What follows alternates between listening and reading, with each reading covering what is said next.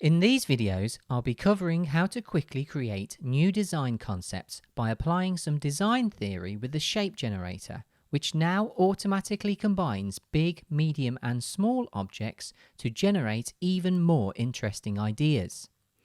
In this example workflow, we'll be creating a simple spaceship generator using the big, medium, small settings in the shape generator's new integrated panel, iterating over potential designs and then baking our chosen design ready for further editing.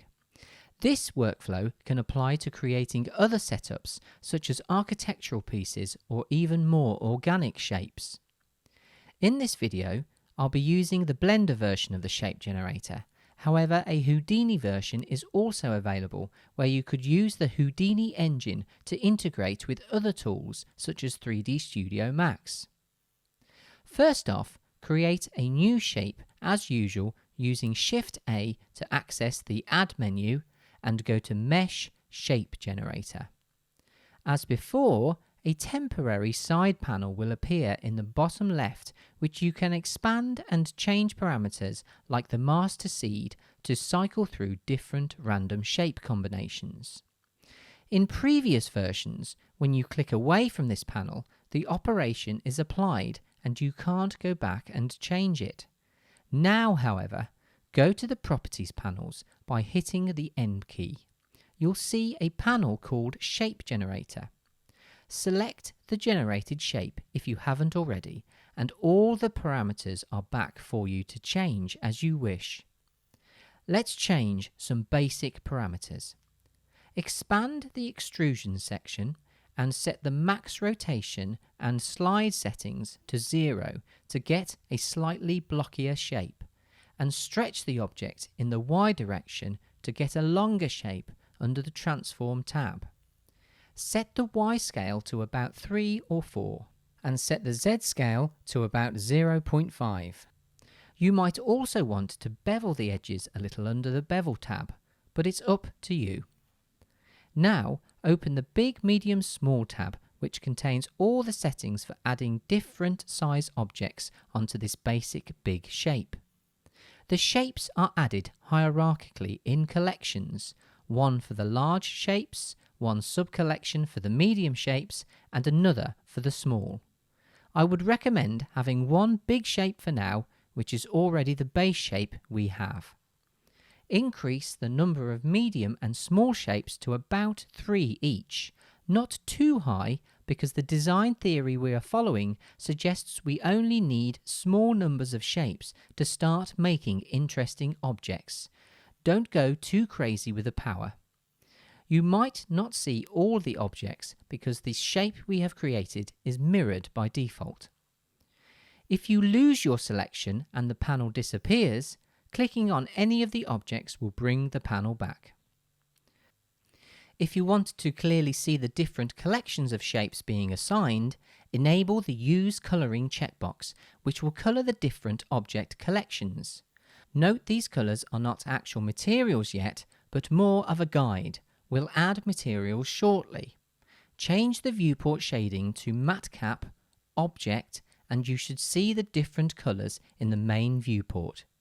You'll see that each collection of objects has a different scale that follows the design theory outlined by Sinix Design, the video for which is linked in the description. We can now play with the other controls on the panel, such as changing the random seed values that drive the generation of shapes for each collection. This is how we can keep collections of shapes we like. Note that because the shapes are added hierarchically, changing the medium shapes will change how the small shapes are scattered. You can also change the seed values for how each collection of objects are scattered if you wish to keep certain parts of the shape you like. The scale settings for each shape collection can also be controlled. These are set to some default values, 1 for the large object, 0.5 for the medium objects, and 0.25 for the small. I'd recommend keeping these settings to follow the design theory, but you can change them if you wish. Another setting to play with are the Boolean Controls. Here you could do a Boolean subtraction as the medium and small shapes are added one after another. This can be useful if you wish to carve the smaller shapes into the core shapes. You can control how the Boolean modifiers are applied under the Boolean Operation tab. For instance, you can control whether the original shapes are hidden or switch between Blender's fast and exact Boolean methods. Lastly, you can add materials to each collection of shapes, where setting just the first material slot will add the material to the whole mesh. Here, I've added a basic material that uses my hull texture pattern. I switched the view to rendered so we can see it. When you're happy, scroll up and change the master seed parameter at the very top. This important parameter drives the random element in all other settings, so you can create different random shapes that conform to the customizations you've made here in one go. Remember, you can now always save the file you've made and revisit the setup later, or save the setup as a preset which you can load anytime you like. Here, I've loaded the Spaceship 5 preset, which is similar to what we have here and comes bundled with the add-on. Now we have our custom shape for creating a design.